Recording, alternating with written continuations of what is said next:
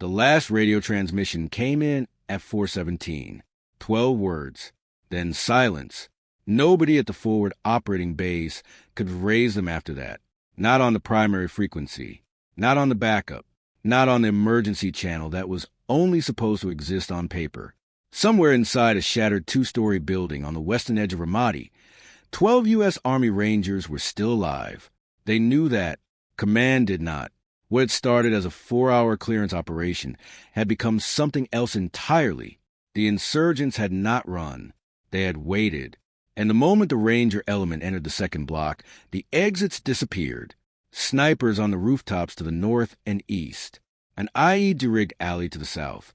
A machine gun position covering the only open ground to the west. The building they were in was not a stronghold.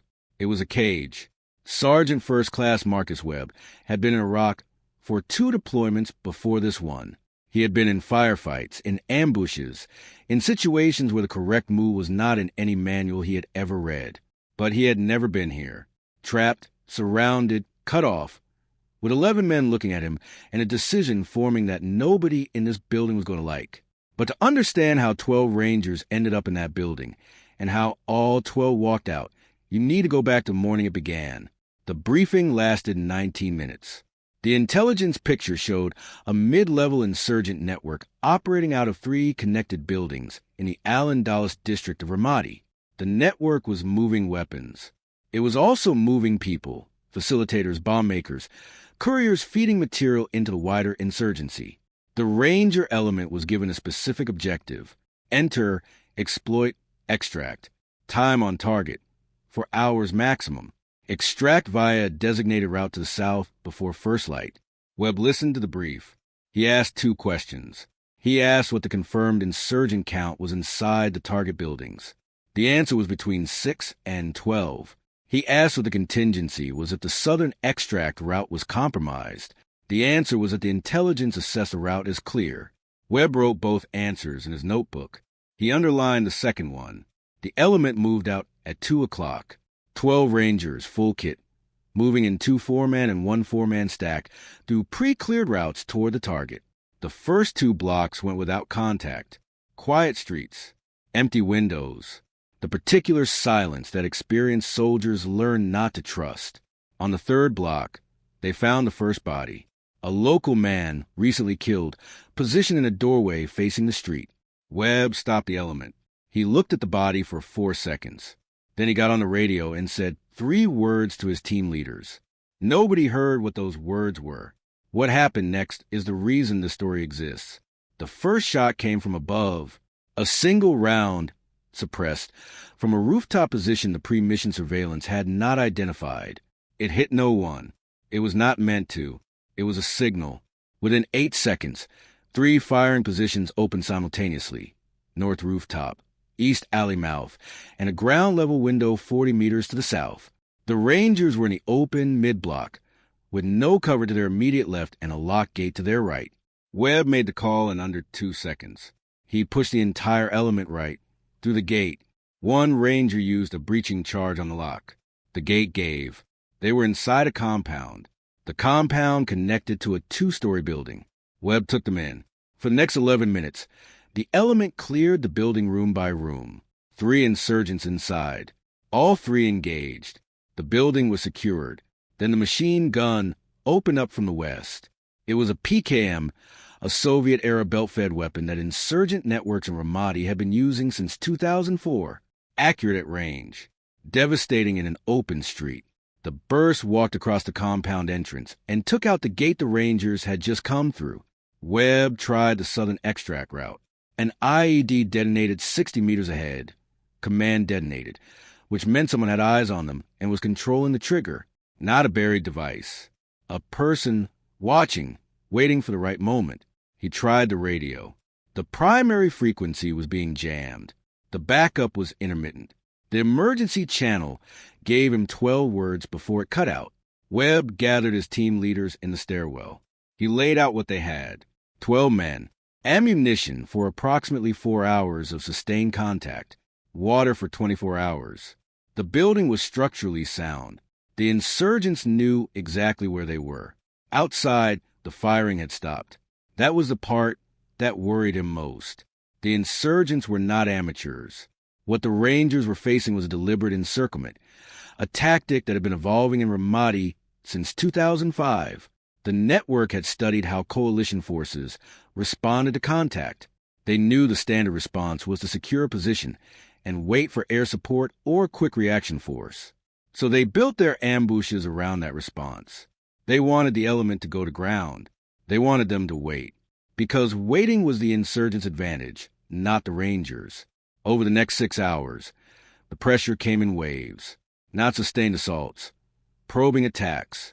2 or 3 fighters moving to a new position, drawing fire, pulling back. A burst from the PCAM to keep heads down. A grenade thrown into the compound to test the response. Each probe was designed to do 2 things: consume Ranger ammunition and map their defensive positions. Webb watched the pattern. He identified the probe commander, a figure who appeared briefly at the eastern alley mouth each time a probe was launched, checked the Ranger response, then withdrew. This person was not fighting. They were learning. On the 4th probe, Webb sent 1 Ranger, Specialist Daniel Okafor, to the 2nd floor north window with instructions to watch the alley mouth and not fire unless directly threatened. Okafor watched for 40 minutes. Then he came back down and told Webb what he had seen. The insurgent probe commander was coordinating from a specific rooftop 70 meters to the northeast, and he was not alone. Okafor had counted figures, not 6 to 12, closer to 40. They had been in the building for 24 hours when the water situation became critical. Each Ranger carried 2 liters on entry. Combat consumption in heat is higher than planning figures account for. By hour 20, half the element was rationing. By hour 24, 3 men were showing early signs of heat exhaustion. Webb found water in the building's kitchen, a plastic cistern, partially full of unknown quality. He made the call to use it. The alternative was incapacitation before any rescue element could reach them. The radio situation had not improved. Webb was getting fragments, enough to know that the forward operating base was aware the element was missing, not enough to communicate position, status, or what they needed. He constructed a signal panel on the roof, using material from inside the building, arranged in a pattern that any coalition aircraft would identify as a friendly position marker. Getting it onto the roof required 2 Rangers to expose themselves for 90 seconds. The insurgents fired during those 90 seconds. Both Rangers made it back inside. On hour 26, an F-16 passed overhead at altitude. Webb did not know if the pilot had seen the panel. He did not know if the message had been understood. He knew only that the aircraft had been there and was now gone. His team leaders came to him separately that evening. Each one asked the same question in a different way. The question was, how long do we wait? Webb's answer was the same each time. He said, we are not waiting. We are preparing. He had a plan. It had been forming since hour 3, and it required every man in the building to be ready to move at exactly the same moment. The plan broke every standard operating procedure Webb had been trained on. Command doctrine for an isolated element in a denied environment was clear. Hold position, conserve resources, await extraction. Do not attempt independent breakout without air cover and ground support. Do not expose the element to open movement under fire. Webb had listened to that doctrine. He had also spent 72 hours watching the insurgent pattern. The probing attacks came every 4 to 6 hours. Between probes, the perimeter thinned. Not much, but enough. There was a window of approximately 20 minutes, occurring predictably, when the northern and eastern positions reduced their active coverage. The PKM crew to the west rotated personnel at the same interval. The IED triggerman to the south had not been seen repositioning. Webb's assessment was that the triggerman had left. He briefed his team leaders at 3 o'clock on the 3rd day. He laid out the route, south, through the IED site, fast, using the pre-dawn window. He told them the risk. He told them his read of the enemy pattern. He told them the alternative was staying until their ammunition ran out, and the insurgents knew it. He then did something that was not in any manual. He asked each team leader to give him their honest assessment, not their agreement, their honest read. All 3 said the same thing. They said, "We trust your read." At 4 o'clock, Webb gave the order to move. What happened in the next 11 minutes was not clean. It was not the way any of them had trained for it, but it worked. They moved in a single column through the southern alley. The IED site was still live. Webb had assessed the triggerman as gone. He had not assessed the device as disarmed. The column passed through in silence, stepping exactly where Webb led, in the dark, on the read of one man. The PCAM opened up at the 2-minute mark. The burst was west of their position. The crew had heard movement but not fixed the direction. The Rangers did not return fire. They kept moving. At the 4-minute mark, the northern rooftop position opened up into the empty building behind them. They had been gone for 4 minutes before the insurgents realized the position was vacant. At 11 minutes, the element crossed the outer cordon and made radio contact with a QRF vehicle that had been holding 600 meters to the southeast since hour 40. 12 Rangers had entered that building. 12 walked out. Webb was debriefed for 4 hours.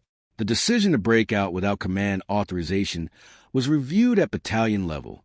The review concluded that the decision had been correct given the information available on the ground. The insurgent network that had set the trap was dismantled over the following 3 months through intelligence gathered from the building during the 72 hours the Rangers occupied it. Webb never spoke publicly about what happened on hour 47. His men do not discuss it either. That part of the story belongs to the 12 of them. Subscribe to Deep Insight. Like this video. Drop a comment and tell us where you are watching from. We read every one. And tell us, when the orders are wrong and the lives are real, who do you trust? The commander in the room or the plan on paper?